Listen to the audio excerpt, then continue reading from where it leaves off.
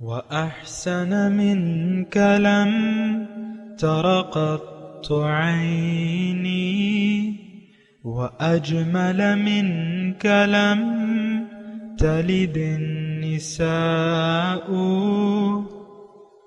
خلقت مبرأ من كل عيب خلقت مبرأ من كل عيب كأنك قد خلقت كما تشاء. كتاب أنزلناه إليك مبارك ليدبروا آياته وليتذكر أولو الألباب.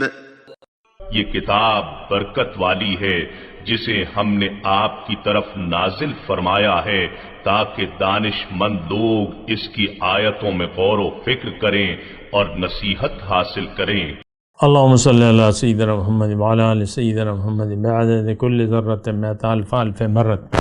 سامعین و ناظرین کرام، السلام علیکم ورحمۃ اللہ وبرکاتہ. سامعین کرام، سورہ اسرا آیت نمبر 33، درس نمبر 1246. آج کا موضوع، کیا ہم دین اسلام کے سچے پیروکار نہیں ہیں؟ اس کے ساتھ آج کے سبق کا آغاز کرتے ہیں. سب سے پہلے گزشتہ سبق کا اعادہ ہوگا. اعوذ باللہ من الشیطان الرجیم. پناہ مانگتا ہوں میں اللہ کی شیطان مردود سے. بسم اللہ الرحمن الرحیم. شروع اللہ کے نام سے جو بڑا مہربان نہایت رحم والا ہے. ولا تقربوا الزنا انه كان فاحشة وساء سبيلا. اور زنا کے بھی پاس نہ جانا کہ وہ بے حیائی اور بری راہ ہے. سامعین کرام، سورہ اسرا آیت نمبر 33. ولا تقتلوا النفس التي حرم اللہ الا بالحق. اور قتل نفس کا ارتکاب نہ کرو جسے اللہ نے حرام کیا ہے مگر حق کے ساتھ. ومن قتل مظلوما، اور جو شخص مظلومانہ قتل کیا گیا، فقد جعلنا لولیہ، تو ہم نے اس کے ولی کو قصاص کے مطالبے کا حق عطا کیا ہے. سلطاناً فلا یسرف فی القتل، پس چاہیے کہ وہ قتل میں حد سے نہ گزرے. انہ کان منصورا، اس کی مدد کی جائے گی. قتل نفس سامعین کرام کیوں ہوتا ہے؟ اور یہ ساری برائیاں، مثال کے طور پہ زنا ہے، قتل نفس ہے، پھر آگے یتیم کا مال کھانے کا ہے، پھر آگے وعدے کی پاسداری ہے، پھر اس سے آگے ترازو میں کمی بیشی کی بات ہو رہی ہے، اور پھر اس سے آگے جو ہے یعنی جس بات کا علم نہ ہو اس کو اس پہ مت اٹکو. یہ ساری باتیں جو ہم کرتے ہیں سامنے کرام، یہ اصل میں یعنی ایسی بات نہیں ہے کہ ہمیں معلوم نہیں ہے یا ہمیں یہ نیکی لگتی ہے. زنا ہمیں نیکی لگتا ہے مثال کے طور پہ، یا سود لینا ہمیں ثواب کا کام لگتا ہے، یا کسی کا جان کو مار دینا مظلوم طریقے سے یہ ہمیں ثواب کا کام لگتا ہے. ایسی بات تو نہیں ہے. ہم جانتے ہیں کہ یہ کام حرام ہے، لیکن آج کا معاشرہ ان کاموں کو دھڑلے سے کر رہا ہے. آپ یعنی ان باتوں پر بھی غور کریں. یعنی جو شروع سے باتیں ہو رہی ہیں، یعنی یہ جو 14 نقاط بیان ہو رہے ہیں، اس میں وَقَضَى رَبُّكَ أَلَّا تَعْبُدُوا إِلَّا إِيَّاهُ وَبِالْوَالِدَيْنِ إِحْسَانًا. یہ ساری باتیں جس کی ہدایت اللہ تعالیٰ دے رہے ہیں، یہ نہیں کہ ہمیں معلوم نہیں ہے، اور یہ بات بھی نہیں ہے کہ ہم ان کو یعنی نیکی سمجھ کے کرتے ہیں، برائی سمجھ کے کرتے ہیں. زنا کو کوئی ثواب کا کام نہیں کہتا، یا سود کو لین دین یا رشوت یا جو بھی حرام کام ہے اس کو ہم حرام طریقے سے کر رہے ہیں، حرام سمجھ کے کر رہے ہیں اور جان بوجھ کے کر رہے ہیں، پھر اس پر اصرار بھی کر رہے ہیں، تو مومن کی تو یہ صفت نہیں ہوتی۔ جس وقت یہ آیات نازل ہو رہی تھی 1290، تو ٹھیک ہے اس وقت کوئی ہدایات موجود نہیں تھی، وہ معاشرہ ایک گمراہ معاشرہ تھا، اور نیکی کیا تھی یعنی نیکی اور برائی کے بارے میں معلومات نہیں تھی، لوگوں نے اپنے آپ سے حرام حلال کا گھڑ لیے تھے، تو اس وقت لوگوں کو معلوم نہیں تھا کہ کیا کرنا ہے، کس سے بچنا ہے، اور کون سے کام نہیں کرنے، کون سے کام کرنے ہیں، معلوم نہیں تھا، تو اللہ تعالیٰ نے بتا دیا، پھر وہ لوگ اس کے پابند ہو گئے، الحمدللہ۔ آج کا صورتحال کیا ہے؟ آج تو وہ بات نہیں ہے کہ ہمیں معلوم ہی نہیں ہے کہ نیکی یہ زنا جو ہے یہ جائز ہے یا ناجائز ہے، یا مثال کے طور پہ سود یا جو قتل نفس ہے یا جو بھی یہاں بیان ہو رہا ہے، ہمیں معلوم ہے کہ یہ سب کام نہیں کرنے چاہیے، لیکن ہم کر رہے ہیں اور اس پر اصرار بھی ہے۔ پھر جو کام کرنے چاہیے، یعنی جو اس آیت کے شروع میں جو بات اللہ تعالیٰ نے فرمائی تھی، جو حکم دیا تھا وَقَضَىٰ رَبُّكَ أَلَّا تَعْبُدُوا إِلَّا إِيَّاهُ، یہ رب کا قطعی فیصلہ ہے کہ اس کے سوا کسی کی تم نے بات نہیں ماننی۔ تو وہی بات کو آپ لے لیں، ہمیں پتہ ہے کہ اللہ کے حکم کی پاسداری کرنی چاہیے، اللہ کے حکم کی نافرمانی نہیں کرنی چاہیے، لیکن ہم کر رہے ہیں۔ اور عبادت ٹوٹلی سرنڈر، یہ تو ہمارے وہم و گمان میں، خواب و خیال میں بھی نہیں آتا کہ ہم اللہ کے حکم کے سامنے بالکل سر جھکا دیں، یا دین اسلام میں مکمل داخل ہو جائیں، یا اپنے تزکیہ نفس پہ توجہ دیں۔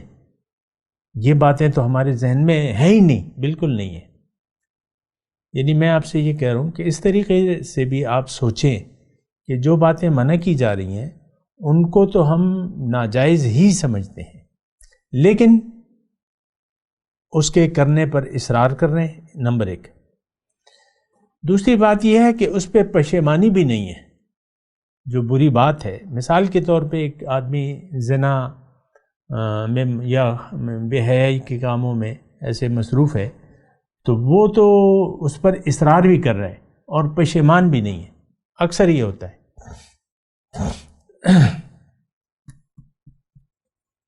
پھر یہ قتل وغیرہ، یہ تو ہمارے لیے، یہ اب گاؤں وغیرہ میں چلے جائیں، وہاں ایسا یعنی بگڑا ہوا معاشرہ ہے، گاؤں میں تو قتل کو، خان کے لیے کوئی قتل تو کوئی چیز نہیں ہے، وہ کسی کو کہتا ہے بھئی یہ اس کو مار دو، ہٹا دو، یہ ہمارے خلاف ہے، یہ وہ ہے، وہ مار دیتے ہیں۔ بھائیوں میں لڑائی ہو جاتی ہے گاؤں میں، یہ تھوڑی سی زمین کے ٹکڑے پہ یا جو بھی ہو۔ اور آپ کو پتہ ہے کہ گاؤں وغیرہ میں یہ جو کزنز ہوتے ہیں ان کو تربور کہا جاتا ہے۔ تربور کا مطلب دشمن، یہ ہمارے دشمن ہے، دا زمون تربوران دی، پشتو کا لفظ ہے، اس کا میں نے معنی آپ کو بتا دیا۔ کزنز میں دشمنیاں اور ایک دوسرے کے پاؤں کھینچنا اور نقصان کی در پہ ہونا، یا یہ ساری باتیں ہم اس میں کر رہے ہیں ناحق۔ گاؤں میں آپ جائیں نا، گاؤں میں وہ ہمارے شیخ ہمیں بتاتے تھے ایک ان کی ضرب المثل، کہ اگر اس کا ترجمہ یہ ہے کہ اگر گاؤں میں رہو گے تو تمہارا ایمان نہیں ہوگا، ترجمہ اس کا یہ ہے۔ وہاں یعنی وہ کہتے ہیں نا گروہ بندی، اور یہ مطلب مختلف گروہ بن جاتے ہیں، ایک یہ بھئی یہ فلاں کا گروپ ہے، فلاں کا گروپ ہے۔ تو خیر میں گاؤں اور شہر کی کوئی تفریق نہیں ہے۔ آج کا مسلمان دنیا دار ہے، میٹیریلسٹ ہے، یہ اللہ اور اس کے رسول کے احکامات کا باغی ہے، اور اس کو کوئی پرواہ نہیں ہے کہ اللہ نے، دیکھیں اس کی سب سے بڑی مثال قرآن کی ہے کہ قرآن کو ہم نے جس شرمناک طریقے سے اپنے پیچھے ڈال دیا ہے، اس سے قطع تعلق کر لیا ہے۔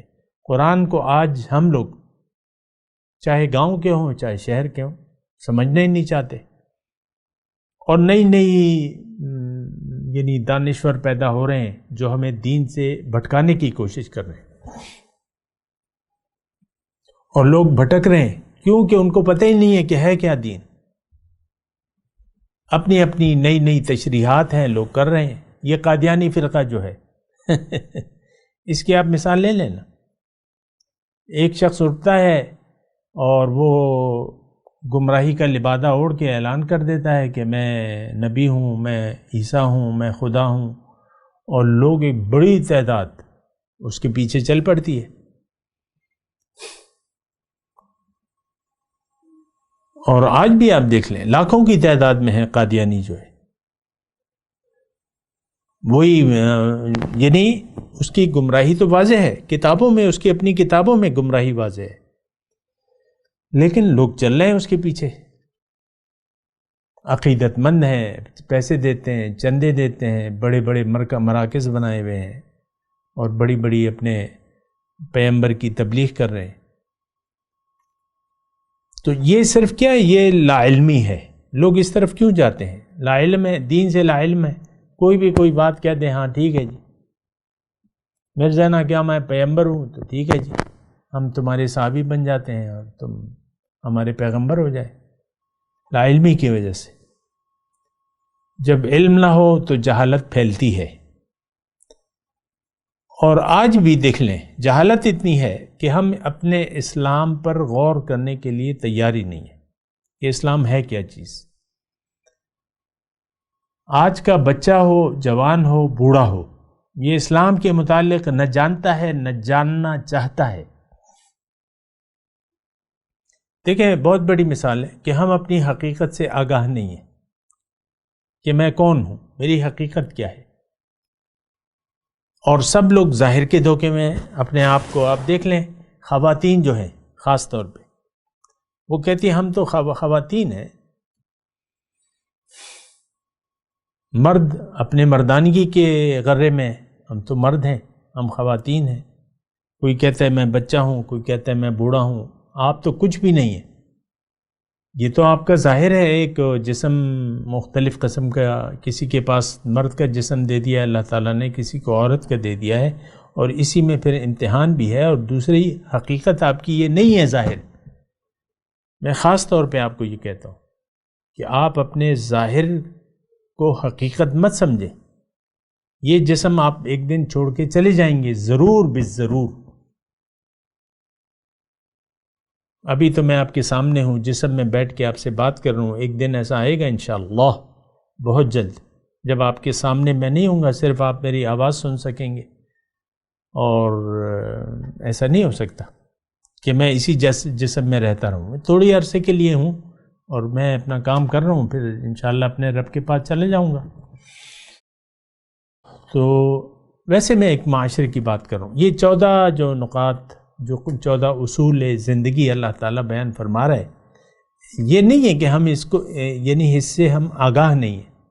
اب زنا یا قتل نفس بغیر کسی وجہ کے، یا اپنی اولاد کا قتل، یہ نہیں کہ ہم جانتے نہیں، ہم جانتے ہیں کہ زنا حرام ہے، سود حرام ہے، یا کسی کو قتل کرنا جو ہے یہ حرام قرار دیا ہے، حرم اللہ، لیکن ہم کر رہے ہیں۔ تو اچھا، اب اس کا خلاصہ گفتگو کا کیا ہوا؟ اگر آپ مجھ سے یہ پوچھیں تو میں یہ کہنا چاہ رہا ہوں کہ آپ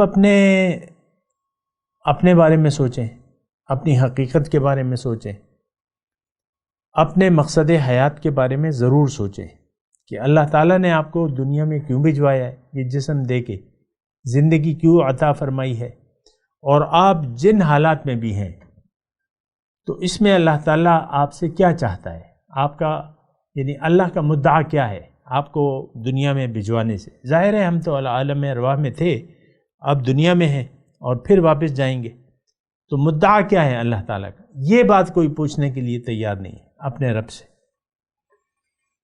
کہ رب میری زندگی کا مدعا کیا ہے۔ ہم نے تو مدعا بنا لیا ہے اپنا اور وہ ہم ٹھوکر کھا لیا ایک زبردست، دنیا کو مدعا بنا لیا ہے، دنیا کو مقصود حیات بنا لیا ہے، سارے لوگ دنیا کی طرف دوڑ رہے ہیں۔ آج دیکھ لیں پاکستان میں 2021 ہے، عمران خان صاحب وزیر اعظم ہیں اور باقی اپوزیشن ہے، کل وہ اقتدار میں تھے، یہ سب ظاہر کی ایک لڑائی ہے۔ آپ دیکھ لیں 2013 میں الیکشن ہوئے تو عمران خان صاحب نے ماننے سے انکار کر دیا، آج اس وقت جو اقتدار میں تھے نواز شریف وغیرہ، آج وہ لوگ کہتے ہیں یہ سلیکٹڈ ہیں، ہم یہ نہیں مانتے۔ اس وقت عمران خان کہتے تھے یہ جعلی اسمبلیاں ہیں، استعفے بھی دے دیے۔ تو ساری میں آپ کو یہ کہہ رہا ہوں کہ ظاہر کی طرف دوڑ ہے، ظاہر کی لڑائی ہے، اور ظاہری کی شش و پنج میں پڑے ہوئے، ظاہر کے لیے لڑائیاں ہیں ساری۔ یہ جنگ عظیم اول، جنگ عظیم دوم، یہ ظاہر کے لیے برپا ہوئی۔ ہٹلر کے دماغ میں کیا ہوا؟ دنیا پر وہ چڑھ دوڑا، اور یہ کیا ہے؟ امریکہ، روس، چین، یہ ظاہر کی ایک طبقاتی جنگ ہے بس۔ چین کہہ رہا ہے کہ میں غالب ہو جاؤں، امریکہ کہہ رہا ہے میں ہوں تھانے دار، میں ہوں، تم کون ہو، تم نہیں ہو۔ سب ایک دوسرے سے باہم دست و گریباں ہیں، لڑ رہے۔ اسی طرح یعنی اجتماعی طور پہ بھی آپ اس دنیا کی تصویر دیکھ لیں، سب سعودی عرب یمن کے مسلمان بھائیوں کے ساتھ نبرد آزما ہے اور جنگ کر رہا ہے، بم برسا رہا ہے۔ یہودیوں کو معاف کر دیا ہے اس نے کہ چلو تم کھل کھیلتے رہو۔ ایٹم بم واحد طاقت ہے اس خطے میں، اسرائیل، یہودی، باقی لوگ اس سے دب گئے، اور یہودیوں کا کوڑا ہے اور وہ مار رہے ہیں اس کو۔ کبھی ایران پہ وہ چڑھ دوڑتا ہے، کبھی کیا کبھی کیا، اس کے اپنے منصوبے ہیں۔ اللہ، تو میں آپ کو یہ کہہ رہا ہوں کہ آپ دیکھیں، سوچیں، یہ جو قرآن کی آیات آ رہی ہیں، ظاہر ہے کہ یہ ہمارے لیے ہیں اور براہ راست ہمارے لیے، کچھ تو انڈائریکٹ ہوتی ہیں کیونکہ مراد کافر ہوتے ہیں، وہ کافروں کی پھر ہم پہ فٹ ہو جاتی ہیں۔ آیات جو ہیں کافروں کے بارے میں ہیں، وَوَيْلٌ لِّلْكَافِرِينَ الَّذِينَ يَسْتَحِبُّونَ الْحَيَاةَ الدُّنْيَا عَلَى الْآخِرَةِ، تباہی ہے، ہلاکت ہے کافروں کے لیے جو دنیا کی زندگی کو ترجیح دے دیتے ہیں آخرت پر، آخرت کے مقابلے۔ تو یہ صورتحال ہے سامنے کا۔ اللہ اور اس کے رسول سے عملاً ہم جنگ میں ہیں، حالت جنگ میں ہیں۔ آج کا مسلمان اللہ سے اور اس کے رسول سے حالت جنگ میں ہے، کیونکہ مخالفت ہے۔ وَمَن يُشَاقِقِ اللَّهَ وَالرَّسُولَهُ، جس نے بھی اللہ اور اس کے رسول کی مخالفت کی، وَيَتَعَدَّ حُدُودَهُ، اور اس کے حدود کی پائمالی کی، کراس کیا اس کو، تو وہ اللہ کے غصے کا۔ تو اس وقت ہم انفرادی طور پہ بھی، آپ نہ سمجھیں، مجھے یقین ہے کہ آپ ایسا نہیں، آپ کا خیال یہ نہیں ہے جو میں آپ کو کہہ رہا ہوں، لیکن حقیقت میں ہم حالت جنگ میں ہیں۔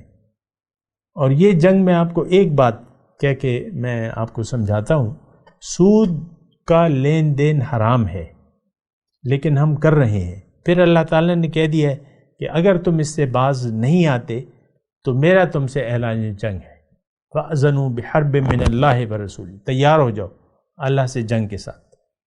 اللہ سے جنگ کی حالت میں ہے، یعنی اللہ کے حکم کی نافرمانی، اس کے حرام کو حلال قرار دینا، یہ اللہ سے جنگ ہے۔ اور یہ صرف سود کی بات تو نہیں ہے، زنا حرام ہے، ہم کر رہے ہیں۔ آپ دیکھ لیں سارا ماحول اسی میں ہے، سارا ماحول حالت جنگ ہے۔ یہ جنگ کیا ہے کہ آپ اللہ اور اس کے رسول کے حکم کو ماننے سے انکار کر دیں، تو یہ تو جنگ ہوئی نا۔ یعنی اس کا نتیجہ کیا ہوگا؟ جنگ میں آپ کامیاب نہیں ہو سکتے، اللہ سے جنگ میں اللہ کامیاب ہوگا، آپ فیل ہو جائیں گے۔ ہم فیل ہو چکے ہیں، ہم نامراد ہیں، ہم برباد ہیں، ہم زیر عتاب ہیں اللہ کے عذاب کے، اللہ کے عذاب میں ہیں، اللہ کی لعنت ہے، اللہ کا غضب ہے اس وقت مسلمان پر۔ تو بہرحال میں اپنے مضمون کی طرف آتا ہوں۔ یہ جو ہم پڑھ رہے ہیں آیت، کہ نفس کسی کو تم ناجائز طریقے سے قتل، ظلم نہ کرو کسی پہ۔ انسانی خون حرام ہے، انسانی خون بہانا حرام ہے، لیکن ہم کر رہے ہیں، وہ ایک الگ مسئلہ ہے۔ چونکہ ہم حالات جنگ میں ہیں تو اللہ کی تو ہم نے نہیں ماننی، تو قتل مقاتلہ آپ دیکھ لیں، عام ہر معاشرے میں ہو رہا ہے، ہر جگہ ہو رہا ہے۔ اس میں اللہ تعالیٰ فرما رہا ہے کہ من قتل مظلومن، جس کو یعنی مظلومانہ قتل کیا گیا ہو، تو اس کا ولی جو ہے، پھر اللہ تعالیٰ اس کو اجازت دیتا ہے کہ تم قصاص لے لو، یعنی قصاص کے مطالبے کا حق اس کو دیا ہے اللہ تعالیٰ نے، کہ حکومت کا، اب یہ حکومت کا فرض ہے کہ اس قاتل کو پکڑے اور مقتول کے حوالے کرے کہ بھئی اس سے اپنا بدلہ لے لو، خود لے لو، تم نہیں لیتے ہمیں کہہ دو، ہم اس کی جان لے لیں گے، وہ پھانسی جو ہوتی ہے، جو بھی ہوتا ہے۔ تو فلا یسرف فی القتل، یہ قتل میں حد سے نہ بڑھے، یعنی اسی طرح ایک گولی ماری ہے تو وہ بھی ایک گولی سے اس کا خاتمہ کر دے، یہ نہیں کہ گولیوں کا پورا برش جو ہے اس پر خالی کر دے قاتل پر، ایسا نہیں۔ فلا یسرف فی القتل انہ کان منصورا، اس کی مدد کی جائے گی اللہ کی طرف سے، حکومت وقت، اسلامی حکومت اس کی مددگار ہوگی، اس کی پشپناہ ہوگی۔ جو یعنی مظلوم ہو گیا، قتل ہو گیا، اس کے وارثین کی مدد بھی کی جائے گی، یعنی حکومت وقت ان کو گرفتار کرے گی اور قصاص لے گی۔ وَلَكُمْ فِي الْقِصَاصِ حَيَاتٌ۔ تو بہرحال میں تلاوت کرتا ہوں، میرے ساتھ دہرائیے۔ اعوذ باللہ من الشیطان الرجیم، بسم اللہ الرحمن الرحیم۔ وَلَا تَقْتُلُوا النَّفْسَ الَّتِي حَرَّمَ اللَّهُ إِلَّا بِالْحَقِّ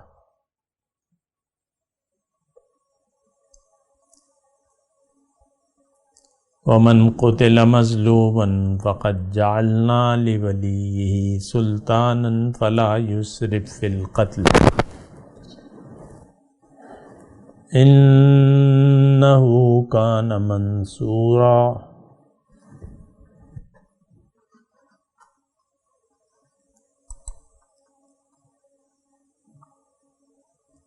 ترجمہ سنا دیں۔ وَلَا تَقْتُلُوا النَّفْسَ الَّتِي حَرَّمَ اللَّهُ إِلَّا بِالْحَقِّ،